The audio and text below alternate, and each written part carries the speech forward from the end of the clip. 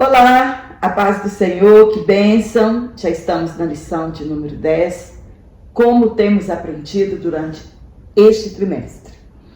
Para você que está aqui pela primeira vez, sejam todos bem-vindos.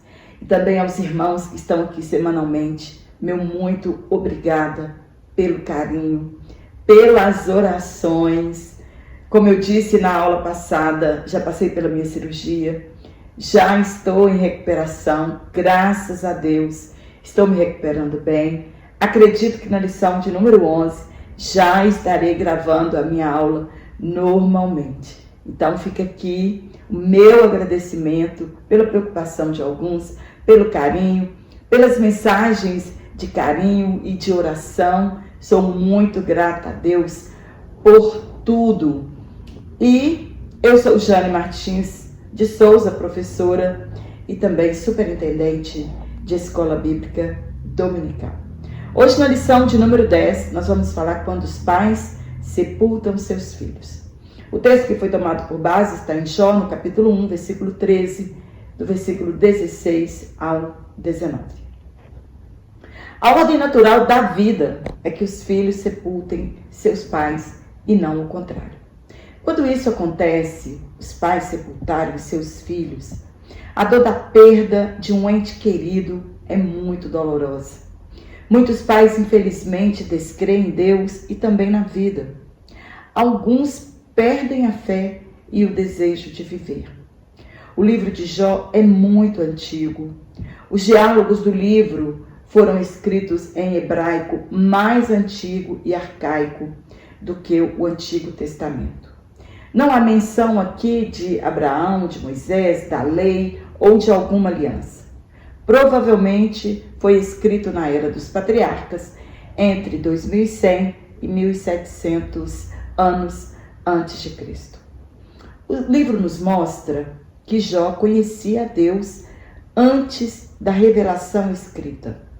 Não havia a Bíblia ou o Pentateuco para que ele apoiasse a sua fé e esperança. Conheciam a Deus por intermédio da tradição oral, de pais para filhos, ou em visões e sonhos. Deus ainda era um mistério oculto.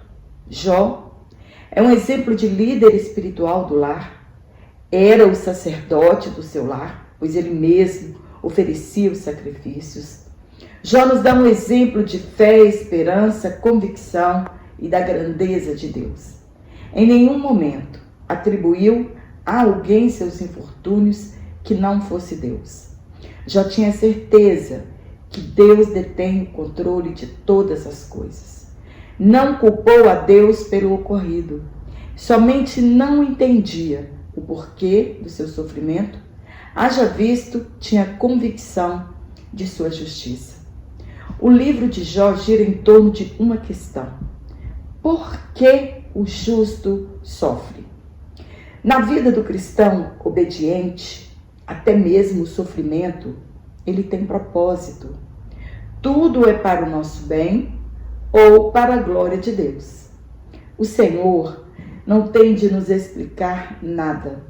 O que precisamos é entender é que Deus nunca erra. Jó foi um homem que contraria as estatísticas de que dificilmente um rico entrará no reino de Deus. Não permitiu que a riqueza, a fama, o sucesso, as muitas prosperidades ocupassem um lugar devido a Deus. A pergunta que devemos fazer, e que dificilmente a fazemos, não é porque estou sofrendo, ou porque tais coisas estão acontecendo comigo, mas o que estas coisas podem me ensinar. Devemos aprender com o sofrimento, mesmo que seja difícil este aprendizado. Jó também não entendeu de primeira o porquê do seu sofrimento. Questionou a Deus, desejou alguém que intercedesse por ele, que a sua vida fosse escrita em um livro e que Deus viesse a seu favor. Na verdade, era um julgamento cósmico, que havia um promotor, isto é, um acusador, que é o diabo, um juiz que era Deus e é Deus. E não havia um advogado que intercedesse por ele. Hoje nós temos Jesus Cristo, nosso mediador, nosso advogado. Paulo escreveu que em tudo somos atribulados, mas não desanimados, perplexos, mas não desesperados, perseguidos, mas não abandonados, abatidos, mas não destruídos. Então, como lidar com a perda? A morte é o salário do pecado. É a consequência herdada do primeiro Adão no Éden. Mas por que sofremos tanto? Porque Deus colocou no coração do homem o anseio da eternidade. E mesmo assim não conseguimos compreender o que Deus fez. Nosso espírito é eterno, por isso não sabemos lidar com a morte. Dentro de nós habita a eternidade. Devemos entender que há um tempo determinado para todas as coisas. Tempo de chorar e de rir, de nascer e de morrer. E na morte é tempo de chorar. Não há pecado algum quando choramos por alguém que amamos e partiu daqui. Jesus chorou quando Lázaro morreu, não por não ter esperança de encontrar Lázaro na eternidade, mas por se emocionar e consternar-se com a tristeza de Marta e Maria. O que não convém ao cristão é desesperar-se diante da morte, esquecendo-se da eternidade com Cristo, mesmo na morte daqueles que não aceitaram a Jesus como Salvador.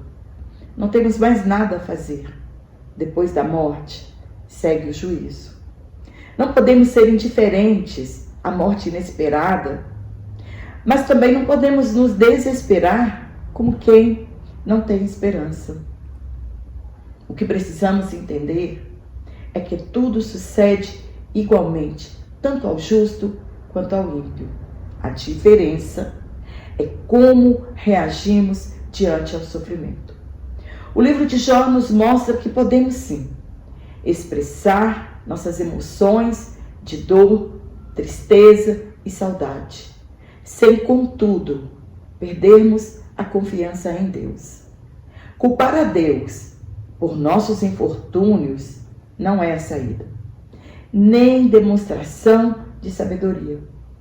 Podemos viver o luto, mas também devemos manter nossa chama acesa. Quando a minha mãe, ela perdeu seu primeiro filho, meu irmão mais novo, eu vi minha mãe envelhecer 10 anos e somente aos poucos foi recuperando sua alegria de viver. Depois de algum tempo perdeu outra filha e a tristeza invadiu seu coração e aos poucos foi se recuperando. Mas eu também vi minha mãe pedir a Deus que não queria ver nenhum outro filho morrer. E minha mãe faleceu muito jovem, aos 63 anos. Uma dor horrível para nós filhos, mas não se compara à dor que minha mãe sentiu. Davi nos deu um exemplo de como se comportar diante da doença e da morte. Orar e buscar a Deus, para que o quadro possa ser mudado, caso não se desesperar. Mas nada mais desesperador do que a surpresa, como foram com os filhos de Jó. Tudo escrito na Bíblia Sagrada é para aviso nosso. E o livro de Jó também é uma prova de como Deus se interessa com a maneira de como lidamos com as perdas em nossas vidas. No tópico 1, nós vamos falar sobre a família de Jó. No ponto 1, quem era Jó? Lembrando, vou deixar aqui o link do meu WhatsApp, que você fala diretamente comigo. O link está na descrição deste vídeo. Também vou deixar o link do meu Instagram, se você quiser me seguir em minhas redes sociais. E também como você entra em contato e faz para receber este comentário em PDF, exatamente da forma como eu falo aqui neste vídeo. Então, quem era Jó? Jó era um homem íntegro e justo, isto é, espiritual e moralmente reto. Não que ele fosse impecável, porém evitava o mal. Não se sabe ao certo a localização da terra de Uz, talvez um termo genérico para o Oriente Próximo. Há 2 citações de Uz na Bíblia, além deste texto. Um está em Lamentações e o outro está em Jeremias, que é associado a Filístia, Edom e a Moabe. Conclui-se, portanto, que Jó viveu na era patriarcal e por isso teve um acréscimo de sobrevida de 140 anos. Nasceu depois do dilúvio, tornou-se rico e foi o próprio Deus que deu testemunho dele. Tinha muitos servos, muitas terras, 3.000 camelos, 7.000 ovelhas, 500 juntas de boi e 500 jumentos. A riqueza, ela era medida assim, pela quantidade de bens e animais que a pessoa tinha. No ponto 2, a esposa de Jó.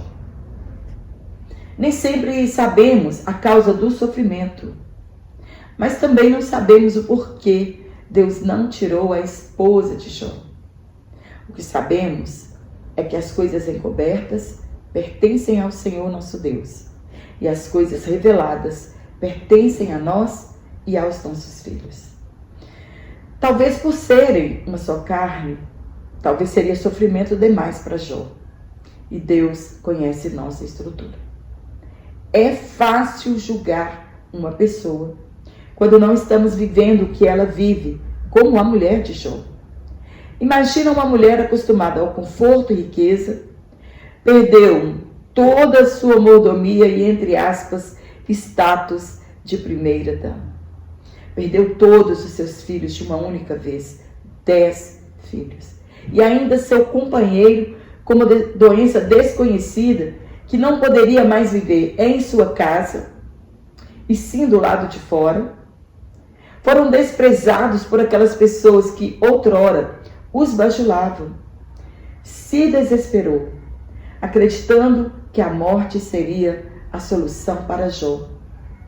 Ela falhou sim, em perder a sua fé em Deus e ainda sugerir a seu marido que amaldiçoasse a Deus. Será que devemos dar glórias a Deus somente na bonança, quando tudo vai bem? Mas ela não abandonou a Jó e cuidou dele até que Deus virasse o cativeiro de Jó. A fé de Jó deu a ele condições de continuar crendo que Deus era poderoso sobre todas as coisas. Não estamos aqui para criticar a esposa de Jó, mas aprender com ela que em meio às provações não podemos perder a nossa fé. No ponto 2, os filhos de Jó. Que família unida! Como Jó conseguiu criar seus filhos unidos desta forma?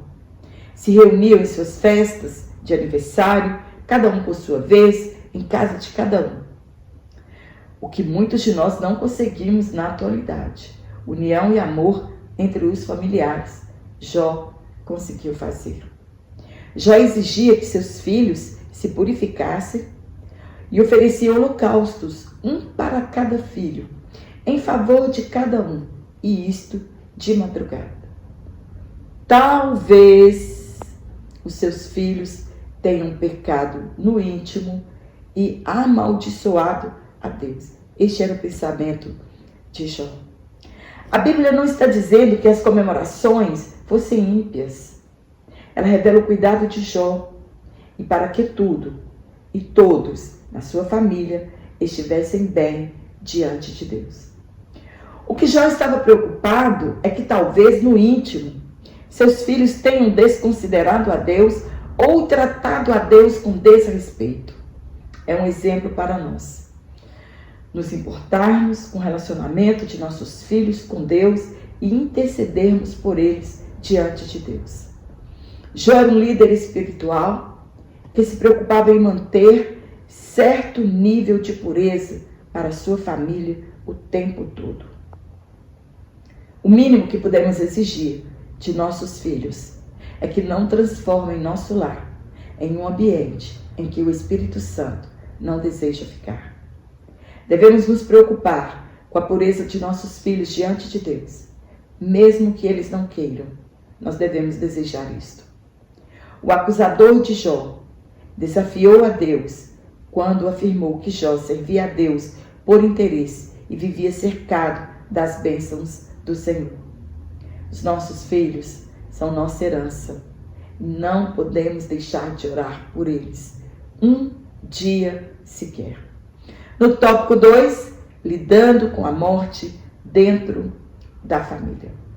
No ponto 1, Jó e sua esposa foram surpreendidos pela morte dos filhos. Ninguém gosta de falar quando o assunto é morte. Infelizmente, muitos não gostam de tratar sobre este assunto. E quando deixamos de falar neste assunto, somos surpreendidos, porque a única certeza que temos nessa vida é que todos um dia morreremos, a não ser os que estiverem vivos na vinda do nosso Senhor e Salvador Jesus Cristo. Devemos aos poucos trabalhar nossas emoções, para que quando chegar o momento em que Deus nos chamar, ou chamar um ente querido, a nossa fé não seja abalada. Devemos ter a convicção que um dia nos revestiremos da imortalidade e a morte será destruída. Foi o pecado que nos sujeitou ao poder da morte. Uma família numerosa de 10 filhos, sendo 3 deles mulheres. A dor é terrível para um pai. Imagina uma mãe recebendo a notícia que seus filhos de uma única vez foram surpreendidos por um vendaval e todos morreram no mesmo instante. Dá para imaginar? Não, não dá para mensurar a dor daqueles pais fiéis a Deus. A morte é uma realidade e não temos domínio sobre ela. Somente Jesus Cristo venceu a morte. Esta é a nossa esperança. Que assim como Deus o ressuscitou dentre os mortos, a sepultura também não poderá ter poder sobre nós. Porque Deus também nos trará de volta para reinarmos com Ele. E se cremos em Jesus, temos a vida eterna. No ponto 2, razões para a tristeza do luto de Jó e de sua mulher. Como já mencionamos, Jó tinha uma família feliz e a morte dos filhos de Jó foi um ataque frontal e implacável contra ele. Deus deu a permissão a tudo isso, porque Deus conhecia a Jó e sabia que era um verdadeiro adorador. Um luto doloroso. Um sepultamento que deve ter abalado a comunidade e a notícia ter se espalhado rapidamente, dado a gravidade dos acontecimentos. Nossa vida, assim como a de Jó, nem sempre será de alegrias e bons momentos. As lutas vêm e nelas está incluído perdas irreparáveis de entes queridos. Confrontar a Deus não nos levará a nada. Um dia, cada um de nós experimentaremos a perda de alguém que amamos. E um dia será a nossa vez e alguém sofrerá por isso. A vida é um ciclo e somente a morte fecha este ciclo. No ponto 3, fidelidade ao Senhor em meio à dor.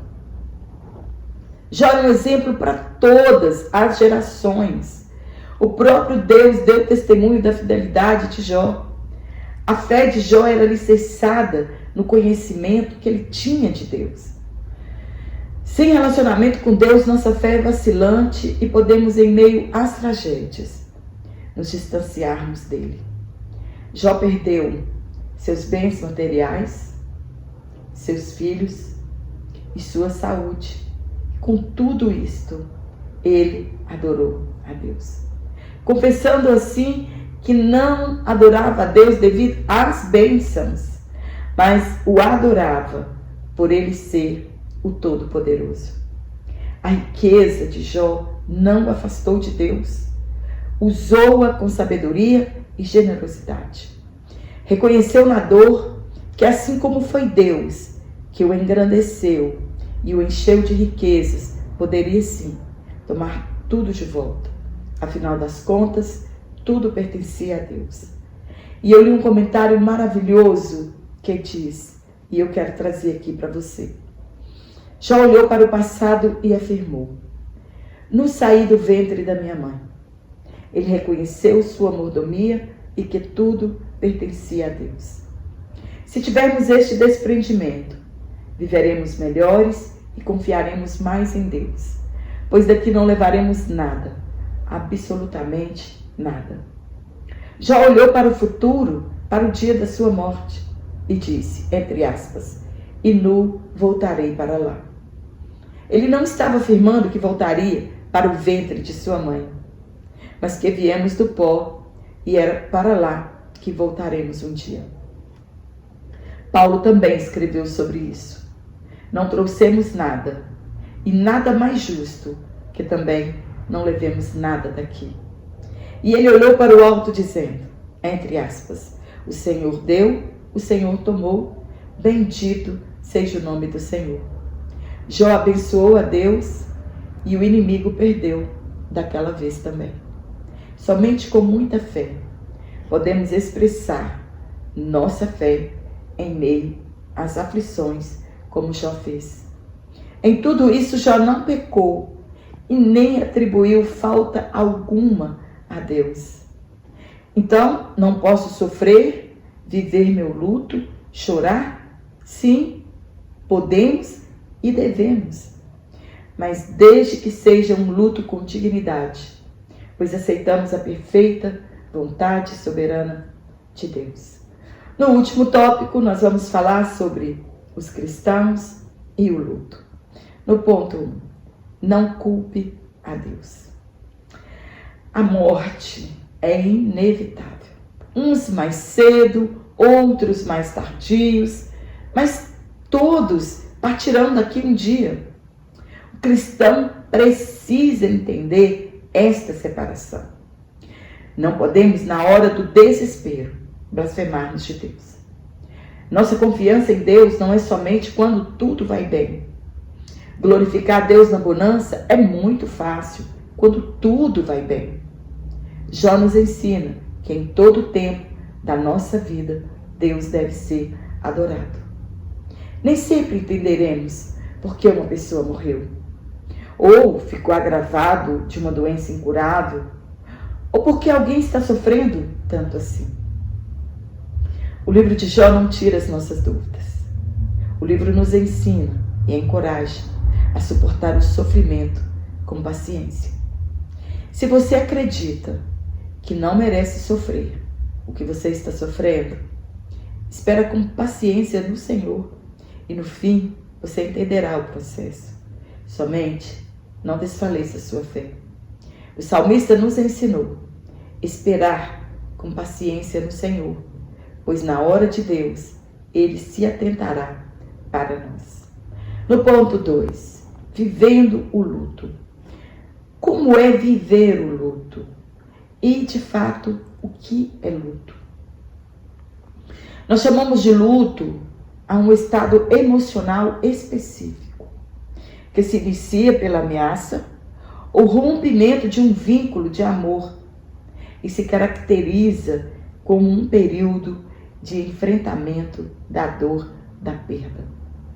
Frequentemente, associamos o luto à morte de alguém a quem se ama, pois a morte é o rompimento mais definitivo de um laço de amor que podemos viver. No entanto, o processo de luto também se dá por outros motivos, como uma separação, um divórcio, pela perda do animal de estimação, por diagnósticos de doença, quando a estabilidade física é ameaçada, ou em casos onde o corpo foi realmente afetado por algum tipo de intervenção, como a perda de um membro, cicatrizes e tantas outras coisas, podemos viver um luto em nossas vidas. Além disto, o luto também pode acontecer quando uma pessoa perde seu emprego ou vive uma falência financeira tendo sua vida modificada e planos futuros ameaçados. O processo de luto é composto por vários sentimentos que se misturam e intercalam de forma pouco organizada, podendo provocar instabilidade emocional, cognitiva e orgânica de quem passa pelo processo. Por isso, não critique as pessoas que estão vivendo o seu período de luto. Cada um tem a sua forma de reagir ao luto, à perda de alguma coisa.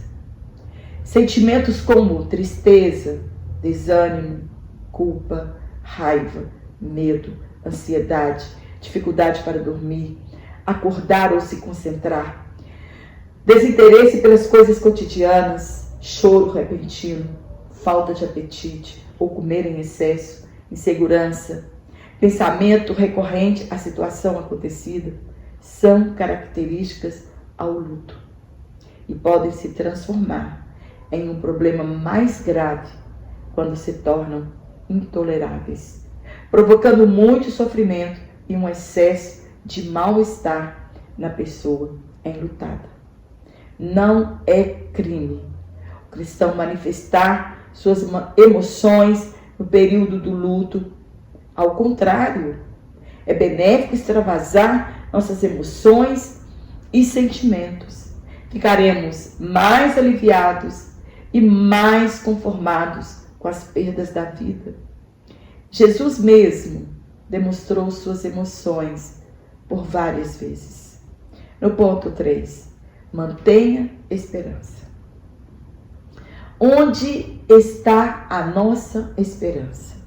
Está em Deus e em suas promessas futuras.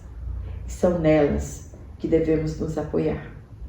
Confiar nas promessas divinas e ter a certeza de que Deus está no controle de tudo e que não perdeu o controle de nossa vida, nos deixa mais seguros e cheios de esperança de que Deus preparou algo melhor para nós. Eu li um texto da psicóloga Juliana Batista, que na verdade, o nosso comentarista aqui, ele expressa que o período de luto são 6 meses. Não existe um tempo pré-definido para que você viva o seu luto. Ele pode passar com 1 mês, com 2 meses, com 1 ano, com 2 anos, né? Então ela explica sobre esse tempo de luto. Então, na verdade, não existe um tempo certo para superar a perda de alguém. O bom é que superemos o mais rápido para evitar mais sofrimentos, né, e desgaste emocional em nossas vidas. Mas não tem um tempo certo para superarmos a perda de alguém, superar uma doença, uma morte, né, uma perda de bens financeiros, um divórcio, uma situação financeira. Não existe um tempo para isso. Isso depende de cada pessoa, do modo como ela enfrenta e aceita a situação. Para alguns, pode demorar meses e para outros, anos. O primeiro ano após a perda é o mais difícil, porque é nesse ano que ocorrem todos os primeiros aniversários, né, diz a psicóloga, sem a pessoa próxima. O primeiro dia das mães, o primeiro dia dos pais, o primeiro aniversário, o primeiro Natal, sem essa pessoa que você ama. Sem essa pessoa próxima de você. Isso não significa que seja necessário um ano exato para superar a morte. Um processo de luto é bem sucedido e finalizado quando a pessoa consegue superar a perda e seguir em frente. Não é que ela vai esquecer a pessoa ou o que ela viveu, pois as lembranças e a ausência continuarão. Entretanto, a perda não vai mais ocupar um lugar de destaque na vida dela, explica a psicóloga. Quando por algum motivo o indivíduo não consegue passar por essa fase, ele entra no chamado, entre aspas, luto complicado. Geralmente isso acontece com pessoas que perderam entes de maneira abrupta, como em acidentes, tragédias, casos de suicídio e na morte precoce de um filho. Nesses casos, todo pensamento e ato estarão associados à perda e a pessoa não consegue se desligar. Ela deixa de realizar as atividades costumeiras, como ir ao trabalho, ao supermercado, cuidar da sua imagem. O problema é que, diante de um enlutado crônico, um luto complicado, muitas vezes as pessoas querem medicá-lo para sanar os sintomas, quando na verdade ele precisa ser ouvido. Então, uma pessoa que está vivendo um luto, o que ela precisa de fato é ser ouvido. Completa, a médica. Nós precisamos de alguém, realmente, que esteja disposto a nos ouvir. Os amigos de Jó, mesmo que de uma forma errada, pois julgaram baseado no que eles sabiam, que o justo não sofre e que todo sofrimento é oriundo em nossos pecados, eles se dispuseram a ouvir Jó e suas lamentações. E isto deve ter contribuído para que Jó superasse também o seu luto em partes. Lidar com a perda de um ente querido não é tarefa fácil. Entretanto, o luto é um processo pelo qual, infelizmente, todas as pessoas deverão passar, a fim de amenizar o sofrimento gerado pela ausência do outro. Não há pecado algum buscar ajuda quando você não está conseguindo superar as suas perdas. O luto nos ajuda a vencer este período.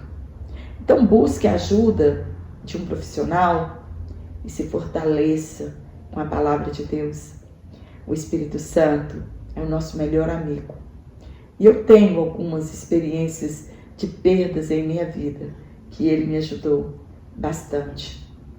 Jó viveu o seu luto depois de todas as suas perdas, e não foram poucas, mas confiou em Deus e revelou a Deus a sua sinceridade. A integridade e retidão de Jó foram comprovadas, visto que não blasfemou de Deus. O inimigo perdeu mais uma vez. E Jó entendeu que nada foge ao controle de Deus, que os planos de Deus não podem ser frustrados e que nossas experiências reais com Deus nos diferem dos demais que apenas conhecem a Deus de ouvir os seus feitos. Jó agora tinha experiências reais e podia dizer que seus olhos viram a Deus e a sua bondade. A perseverança de Jó em continuar a adorar a Deus, mesmo nas adversidades, fez com que Deus mudasse a sua situação. Jó estava em um cativeiro de angústias, de muitas perdas, e Deus virou seu cativeiro, dando-lhe tudo novamente. Os bens materiais em dobro, os filhos a mesma quantidade, e a mesma mulher, e ainda acrescentou-lhe mais 140 anos de vida. Amém? Espero ter te ajudado com este comentário. Que o Espírito Santo fale muito em seu coração, como tem falado muito em meu coração. Eu falo que eu aprendo muito com a palavra de Deus, com estas lições, como elas têm mudado a minha vida e têm me ajudado. Então eu espero que te ajude, espiritual e também em sua sala de aula. E se você gostou, dá um curtir aqui na minha aula, compartilhe em suas redes sociais, se inscreva aqui no meu canal. E se você não está recebendo as minhas aulas semanalmente, desative o sininho das notificações, ative outra vez, e você continuará recebendo as minhas aulas semanalmente. Um forte abraço, a todos vocês e eu te espero aqui na próxima aula, se Deus assim nos permitir. Então.